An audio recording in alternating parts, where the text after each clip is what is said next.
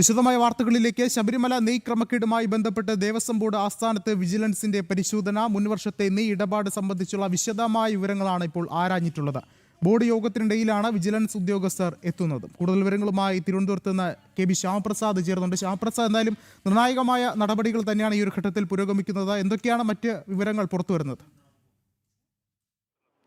വിഷ്ണു, കഴിഞ്ഞ ദിവസം ഹൈക്കോടതി നിയോഗിച്ച സ്പെഷ്യൽ അന്വേഷണ ടീമിന് പിന്നാലെയാണ് നിലവിൽ അന്വേഷണ സംഘത്തിൻ്റെ ചുമതലയുള്ള CS ഹരിയുടെ നേതൃത്വത്തിലുള്ള സംസ്ഥാന വിജിലൻസ് നേതൃത്വത്തിലുള്ള സംഘം ഉച്ചയ്ക്ക് 1 മണിയോടുകൂടി തന്നെ ദേവസ്വം ബോർഡ് ആസ്ഥാനത്ത് എത്തിച്ചേർന്നത്.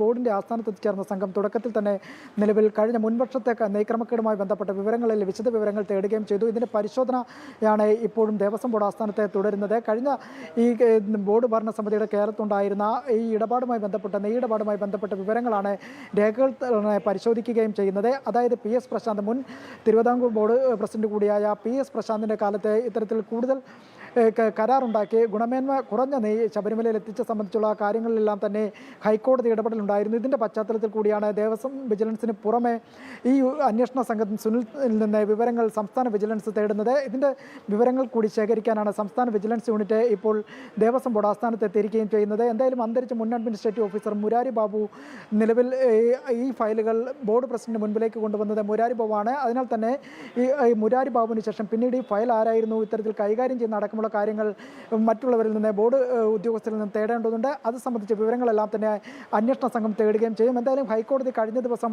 പ്രത്യേക സംഘത്തെ ചുമതലപ്പെടുത്തിയതിന് പിന്നാലെയാണ് അതിവേഗത്തിൽ തന്നെ വിജിലൻസ് ആൻഡ് ആൻറ്റി കറപ്ഷൻ ബ്യൂറോയുടെ പെട്ടെന്നുള്ള, അതായത് ഇന്ന് ബോർഡ് യോഗം ചേരുന്നതിനിടെ വളരെ ദ്രുതഗതിയിൽ തന്നെ ഇത്തരത്തിലൊരു നീക്കത്തിന് സാഹചര്യം ഒരുങ്ങിയത്.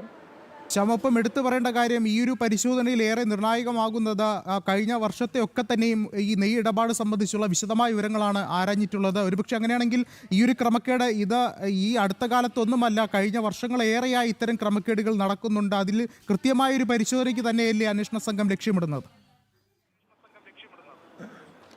വിഷ്ണു, വിജിലൻസിൻ്റെ FIRൽ ഗുരുതരമായ കണ്ടെത്തലുകളാണുള്ളത്. ഈ കണ്ടെത്തലുകൾക്ക് പുറമെയാണ് പ്രധാനമായും ഇന്ന് തന്നെ വിജിലൻസിൻ്റെ ആൻറ്റി കറപ്ഷൻ ബ്യൂറോയുടെ S1, S2 യൂണിറ്റുകൾ, സംസ്ഥാന യൂണിറ്റുകളെല്ലാം തന്നെ ദേവസ്വം ബോർഡ് ആസ്ഥാനത്തെത്തി ഇത്തരത്തിലുള്ളൊരു പരിശോധന നടത്തുന്നത്.